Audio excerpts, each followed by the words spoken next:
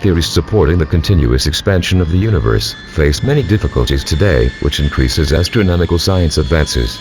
Some building blocks are missing from these theories. A typical example would be gravity, which, according to them, should be overcome by an unknown and still unidentified force that could justify the expansion.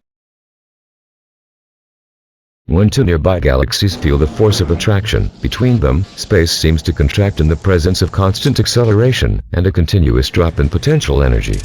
There is no measurable force that could counteract gravity, acting to push galaxies away from each other.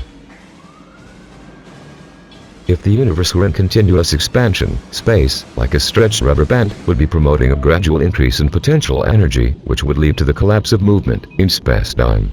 Sooner or later, the galaxies would be pulled back to the initial point of expansion. Since all galaxies are protected by the enormous distance that separates us, cosmic radiation has become the only tool available, allowing us to comment on them. Through the light they emit, we can get an idea of the relative distance of their stars, their brightness, and their chemical composition. It is currently said that there must be a huge black hole at the center of our galaxy. This assumption can only be conceived due to the effects that such a black hole would exert on the light of the stars around it, acting as if it were a gravitational lens. This is a classic example of indirect assessment, since the description of the event depends on a messenger, very slow, by astronomical standards. The Doppler effect itself, known to all, is based on the thesis that the light emitted by galaxies would travel in a vacuum in that form of continuous circular waves. This continuity became debatable after Planck's work with electromagnetic oscillators and Einstein's predictions about the photoelectric effect in 1905. By treating cosmic radiation as continuous, it becomes impossible to demonstrate, in practice, whether the light from galaxies is coming from our future or our past. One of these temporal dimensions would be the mirror image of the other. In this case, since light would no longer depend on the direction of its propagation, arriving from all directions in space at the same time, and making us think that we would be at the center of the universe, Einstein's space-time became homogeneous and isotropic. The astronomer's conclusion that light is only coming from the past or from the sky above our heads is due to the fact that what is in our future has not yet happened. Therefore, it does not exist. By excluding one of the directions of light propagation, the Doppler effect allows us to describe only luminous events that lie in our past and not in our future. The inflationary theory seems to be gradually leading to a dead end. Even lay people realize that when they look outside themselves, they only see the illuminated part of matter, which would not exceed 10% of the whole. If the movement in the visible universe were similar to that of a pendulum, as everything seems to indicate, what we see out, there would only be the half of the cycle in which the pendulum is contracting in the presence of constant acceleration, tending towards a resting position that will never be reached.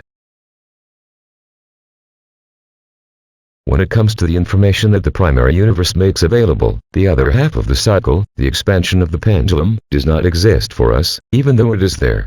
Since we would be seeing everything around us with a delay, we can conclude that the reality of that other half of the universe would be virtually unfolding in our future, by a principle of exclusion of access. The rest is expressed in illuminated matter, which presents itself, to us, with the appearance it had in the past. We can safely say that the observer is contained within the universe, and, at the same time, contains this universe internally, in the form of accessible information, contained in the recesses of his brain. This is due to the finding that our interaction with the real universe could be influenced by our points of view. When we try to understand the universe, our brain seems to be able to reverse the direction of the arrow of time. What seemed to be beyond our direct reach in the future presents itself to us with a delay, or with the appearance it had in the past. This confuses our minds, because, when evaluated with a delay, the present and the future become the same thing. The future and the past do not exist, or are abstract concepts. The first does not exist because it has not yet happened. The second, because it is no longer there. science will only free itself from the chains that imprison it in the past when it takes seriously the role of the observer and the way in which he interacts with physical reality. Our sensory limitations divide the universe into two parts. This false dichotomy, resulting from our interpretative processes, suggests that the primary universe could not be reached directly, which would be corroborated by Heisenberg's uncertainty principle. Its accessible part would reside outside the observer, as if it were a cinematographic projection, a copy of the real universe, linked to his memory.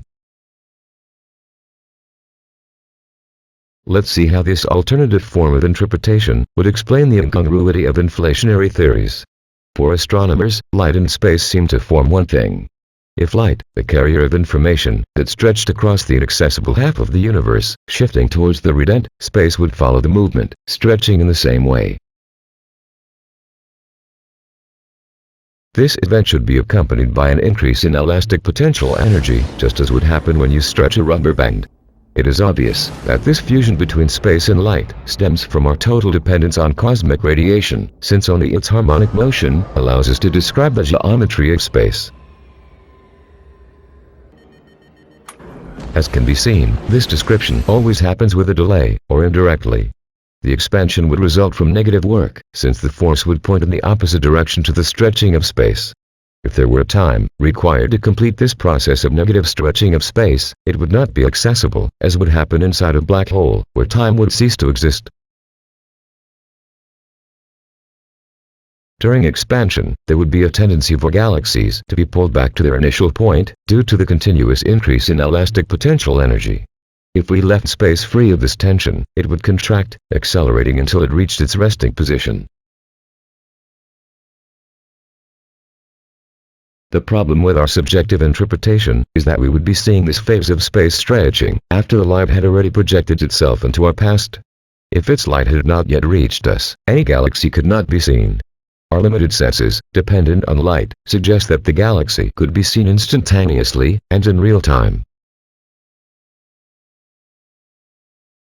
That is, the Doppler effect would show us inflation at a moment when the elastic of space was already contracting in the presence of continuous acceleration.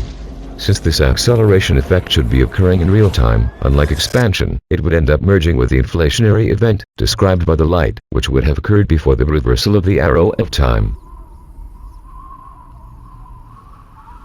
Although they are effects of distinct phases of the harmonic motion of light, expansion and contraction, they appear together, as if they formed a single entity. Doppler, then, tells us that the redshift would occur in the presence of continuous acceleration, which would be a consequence of a perfectly justifiable interpretative error. To apply this type of reasoning, we would need to consider the existence of sides to the universe, as if our limited senses could divide it into two independent parts. Since it is unlikely that the early universe could have its sides, the result of this false dichotomy should be attributed to our memory, as it prevents us from interacting with the universe in real time. Looking at things from this perspective, it becomes clear why gravity, placed in isolation on the inside of spacetime, would result from a secondary movement of contraction, or relaxation of space. It would simply be an accommodation of masses to the curvature of space, which would have been generated in our future, or outside of spacetime. Only in this way could we justify the solitary action of gravity on the macrostructure of the universe. Since we have no knowledge of the existence of an outside of spacetime, this would result in a false continuity of movement within it. Furthermore, the aforementioned movement would become relative to some mysterious frame of reference. Due to the suppression of the direct recording of one of the phases of the harmonic motion of light, the visible universe appears to be pulsating in a veiled way. The systole and diastole of the heart of the universe would be mutually exclusive. When one of them is there, the other disappears. In practice, what we see is the continuous contraction of spacetime, although this phase presents itself in the form of isolated snapshots, being exposed to us frame by frame. Another interesting question, resulting from this false dichotomy of the universe, concerns the orientation of the curvature of space. Normally, science predicts that as the universe expands, the curvature of space would gradually increase. In the process, it would be pushing galaxies further apart, leading us to a tragic end. However, if the stretching had occurred outside of what we can directly see, without the direct record of any kind of movement at that stage, it would virtually gather all the galaxies at the same point in space, occupied by each of us. After the reversal of the arrow of time, we would see this increase in the curvature of space being projected onto the celestial vault at a moment when space was already contracting.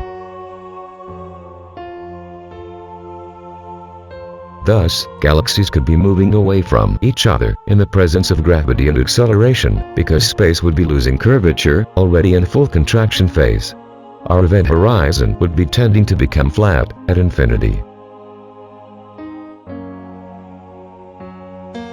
When we analyze the behavior of gravity, it becomes evident that there is no force that could oppose gravity at astronomical distances. Examining spacetime as if we were outside of it sheds light on this mystery. For example, the increase in potential energy, which should accompany the expansion of space from the outside, would directly influence the action of gravity inside our visible dimension. If the potential energy were zero, relative motion would cease forever. Therefore, it would be necessary for this potential energy to always be accompanied by a greater or lesser increase in the curvature of space. For the maintenance of our consciousness and relative motion, space could never reach its state of rest, represented by the condition of being completely flat. Anyone evaluating this continuous curvature of space from the center of spacetime would conclude that if potential energy increased on the outside, with a simultaneous increase in the curvature of space, gravity and acceleration would weaken or decrease, bringing galaxies closer together. If it decreased on the outside, the opposite would be expected, with an increase in kinetic energy and a decrease in the curvature of space. Only then would galaxies move away from each other in the presence of acceleration. An observer looking at the sky from the center, in the presence of constant acceleration, would conclude that the curvature of space should be gradually increasing, when, in fact, the opposite would be occurring. Placing potential energy always acting on the outside would explain another paradox. According to physics, intelligent life could not have arisen during the contraction phase of the universe due to the problem of entropy. Since an increase in disorder would only be expected in the expansion phase of the universe, this expansion would have to have been placed somewhere mysterious outside of here. In here, gravity and kinetic energy are sovereign. If potential energy increased without limit, outside, the visible universe would tend to collapse. If it decreased uncontrollably, our universe would tend to expand forever. If someone asked me how potential energy would know when to increase or decrease to the right degree outside the visible universe, I would say that only God knows,